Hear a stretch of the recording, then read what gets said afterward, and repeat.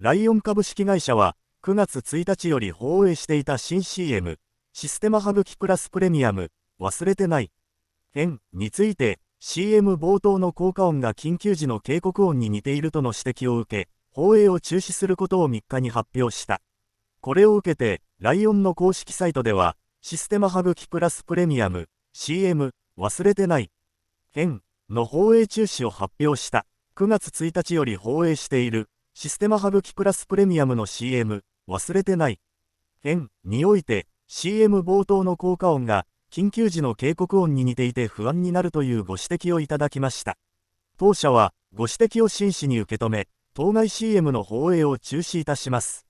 公式 YouTube チャンネル及びブランドサイトにおいても当該 CM を非公開といたします。